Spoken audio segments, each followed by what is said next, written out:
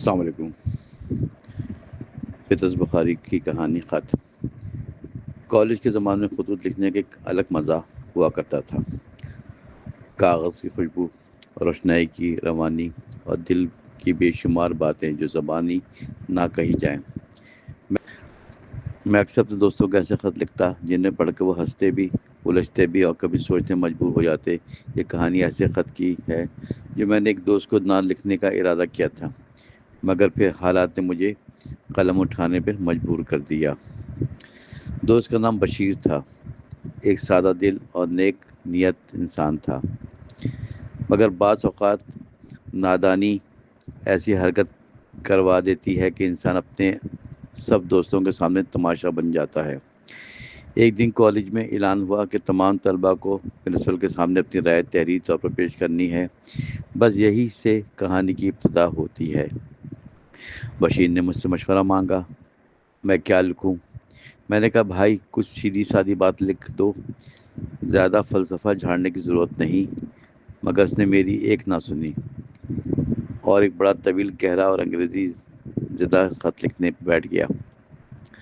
جب خط تیار ہوا تو اس کی زبان کچھ یوں تھی کہ نہ اردو کی نہ انگریزی کی، بلکہ کسی التونی زبان تھی۔ اس نے فخریہ مجھ سے دکھایا تو میں مسکرائے بغیر نہ رہ سکا۔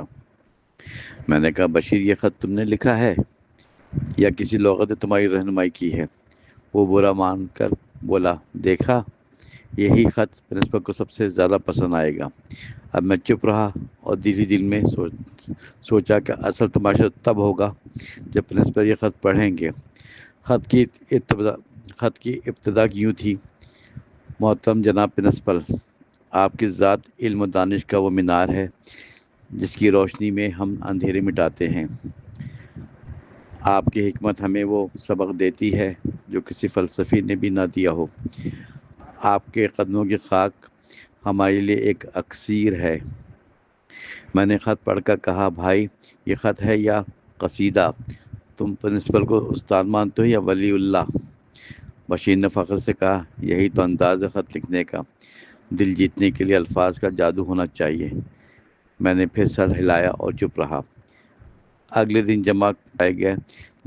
جب پرنسپل نے بشیر کا خط پڑھا تو پہلے تو اس کے چہرے پر مسکراہٹ آئی، پھر وہ ہنسنے لگے اور آخرکار اتنے ہنسے کہ آنکھوں سے آنسو آ گئے۔ انہوں نے کہا، بیٹا بشیر، تم نے خط نہیں لکھا بلکہ میرا مذاق اڑایا ہے۔ بشیر نے کانپتے ہوئے کہا، جناب خدا کی قسم، میرا مقصد تو صرف عزت افزائی تھا۔ پرنسپل نے جواب دیا، عزت افزائی اپنی جگہ، مگر یہ انداز مبالغہ آرائی سے زیادہ کچھ نہیں۔ تمہارے دوست نے تمہیں کچھ کہا تھا؟ بشیر نے فوراً میری طرف دیکھا اور کہا، جی سر، اس نے کہا تھا تم سیدھی سادی بات لکھو۔ پرنسپل نے قہقہے لگائے اور بولے، پھر تم نے اس کی کیوں نہ مانی؟ یاد رکھو، سچائی اور سادگی ہمیشہ دل جیتتی ہے، نہ کہ مصنوعی چاپلوسی۔ یہ کہہ کر انہوں نے میرا خط پڑھا جو مختصر اور صاف تھا۔ سب طلباء نے تالی بجائی۔ بشیر منہ لٹکائے کھڑا رہا۔ بعد میں بشیر نے کہا، یار تم نے مجھے بچپن میں کیوں نہ سمجھایا کہ سیدھا سادہ خط ہی سب سے بہتر ہوتا ہے؟ میں نے جواب دیا، بھائی سمجھانے کا وقت ہر وقت ہوتا ہے، مگر سننے کا وقت کبھی کبھی ہوتا ہے۔ اس دن کے بعد بشیر نے خط نویسی کا فن بدل لیا۔ وہ اب نہ مبالغہ کرتا نہ گھماؤ پھراؤ، پھر کبھی تو اتنے سادے الفاظ استعمال کرتا ہے خط پڑھ کر یوں لگتا ہے جیسے روزمرہ کی بات ہو رہی ہے، مگر کم سے کم ہنسی کا سامان تو نہیں بنتا تھا۔ یہی خط کی کہانی ہے جس نے مجھے یہ سبق دیا کہ مبالغہ اور جھوٹ وقتی فائدہ دے سکتے ہیں، مگر سچائی اور سادگی ہمیشہ دلوں پر راج کرتی ہیں۔ اور پھر حالات نے قلم اٹھانے پر مجبور کر دیا۔ اس وقت میرے دل میں عجیب سا طوفان مچا ہوا تھا، ایک طرف دوستی کا لحاظ، دوسری طرف سچائی کا بوجھ۔ بشیر ایسا دوست تھا نہ سیدھا سادہ سمجھا جا سکتا تھا۔ میں نے سوچا کیوں نہ اس بار خط کے ذریعے ہی اسے آئینہ دکھایا جائے۔ قلم اٹھایا اور کاغذ پر پہلا جملہ لکھا، میرے عزیز بشیر، تمہارے انداز تحریر ایسا ہے جیسے کوئی شیرینی فروش اپنے گاہک کو زہر کی پڑیا میٹھی زبان میں پیش کر دے۔ لکھنے کے بعد خود ہی ہنس پڑا۔ خط کی سطروں میں میں نے سچائی اور مزاح دونوں ملا دیے۔ مثلاً لکھا، تمہارے خط کو پڑھ کر پرنسپل کی مسکراہٹ کو اگر بجلی میں بدل دیا جائے تو پورے شہر کو 2 دن بجلی مل سکتی ہے۔ پھر کہیں یہ بھی جتایا، اگر الفاظ کے پہاڑوں پر چڑھنے کا کوئی تنبا ہوتا تو تمہیں ابھی تک کئی میڈل مل چکے ہوتے۔ میں نے جان بوجھ کے مبالغہ آمیز جملے گڑھ کر ڈال دیے تاکہ اس سے احساس ہو کہ اس کا طرز تحریر کتنا بناوٹی اور بھاری بھرکم لگتا ہے، لیکن ساتھ ہی ساتھ یہ بھی یقین دلایا کہ اصل خوبی سادہ دل اور سچی بات میں ہے۔ کیوں دلوں کو وہی بات چھوتی ہے جو اندر سے نکلے۔ یہ خط لکھتے لکھتے مجھے احساس ہوا کہ انسان کو اکثر اپنے دوستوں کے سچ سے زیادہ کسی غیر طنز سے سبق ملتا ہے، لیکن میرا ارادہ تھا کہ وہ سبق دوست کے دل دکھائے پہنچ جائے۔ اس لیے ہر جملہ ہلکے پھلکے طنز اور محبت میں باندھا۔ خط مکمل ہوا تو میں نے دل میں دعا کی، بشیر اسے سنجیدگی سے لے۔ میں نے لفافے پر اس کا پتہ لکھا اور سوچا کہ کل اسے دے دوں گا۔ اگلے دن جب کالج پہنچا تو بشیر حسب معمول بڑے فخر سے کہہ رہا تھا، بھائی میرا خط اتنا شاندار تھا کہ پرنسپل نے ہنستے ہنستے کہا کہ تمہیں شاعر بن جانا چاہیے۔ میں نے بات ٹال دی اور خط اس کی طرف بڑھا دیا۔ اس نے خط کھولا، چند سطریں پڑھی اور پہلے تو خاموش رہا، پھر زور سے قہقہ لگایا، یار تم تو بڑے کمال کے نقاد ہو۔ اگر تمہاری تنقید کو کتاب کی صورت دے دی جائے تو لوگ اسے ہنس ہنس کر پڑھیں۔ میں نے مسکرا کر کہا، دوست ہنسی اپنی جگہ، مگر جو پیغام ہے اسے بھی سمجھو اور سادگی سے بتاؤ۔ خط لکھتے وقت حقیقت اور سادگی اپناؤ، ورنہ لوگ تمہیں شاعر نہیں بلکہ مذاق کا سامان سمجھیں گے۔ اس بار بشیر سنجیدہ ہو گیا۔ اس نے وعدہ کیا کہ آئندہ وہ سچائی کو ترجیح دے گا۔ یہ سن کر میرے دل کو سکون ملا۔ اس لیے میں نے ہر جملے ہلکے پھلکے طنز اور محبت کی لے میں لکھا تاکہ دل بھی نہ دکھے اور پیغام بھی پہنچ جائے۔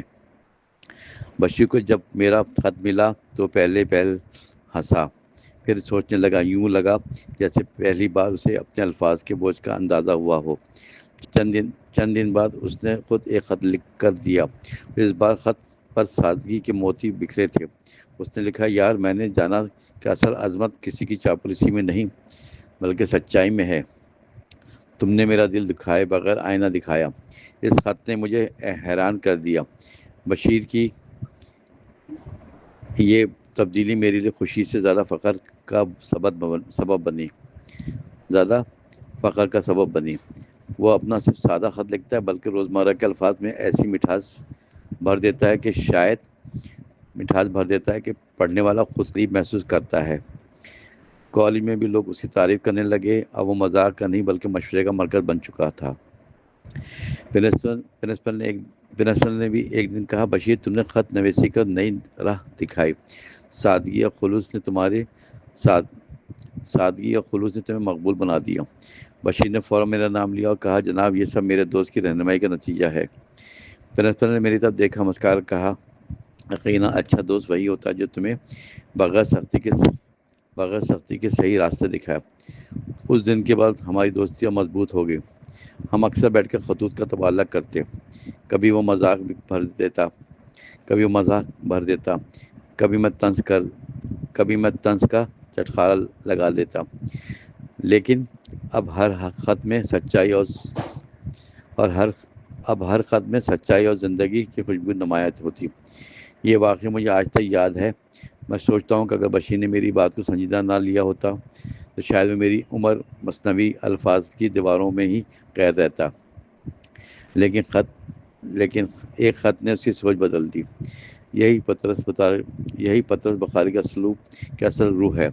وہ چھوٹی چھوٹی باتوں کو اس انداز میں بیان کرتے ہیں کہ انسان ہنستا بھی ہے اور ساتھ سوچنے پر مجبور ہو جاتا ہے۔ ان کا کمال یہ ہے کہ نصیحت بوجھ قاری کے دل پر نہیں ڈالتے بلکہ ہنسی کے پردے میں سبق پہنچا دیتے ہیں۔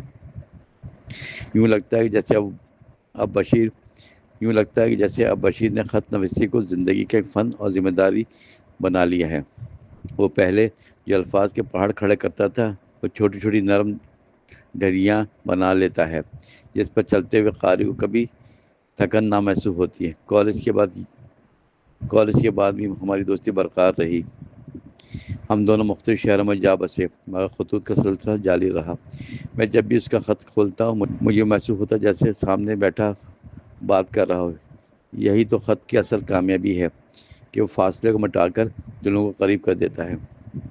ایک بار بشیر نے کہا، یار اب سمجھ آیا ہے کہ خط صرف الفاظ کے کھیل نہیں بلکہ روح کے الفاظ ہیں۔ اگر آواز مصنوعی ہو تو خط کھوکھلا ہو رہتا ہے، اور اگر دل کی ہو تو کاغذ بھی بول اٹھتا ہے۔ اس کی بات میرے دل پر نقش ہو گئی۔ میں نے جواب میں لکھا، دوست تم نے جو حقیقت سمجھ لی ہے وہی فن خط نویسی کی معراج ہے۔ تم اب سچائی کے سفیر ہو، مبالغے کے شاعر نہیں۔ یہ سلسلہ برسوں چلتا رہا۔ کبھی ہم سیاست پر لکھتے، کبھی سماج پر طنز کرتے، کبھی زندگی کے عام قصے بیان کرتے، مگر ہر خط میں خلوص کا رس بھرا ہوتا۔ آج جب میں نے ان خطوط کو دیکھتا ہوں تو محسوس ہوتا ہے کہ اصل دولت یہی ہے، نہ کہ لفظوں کی بازی گری۔ بشیر کے خطوط نے مجھے بھی بدل دیا۔ میں نے سیکھا اور دوسروں کو نصیحت دینے سے پہلے خود کو سنوارا۔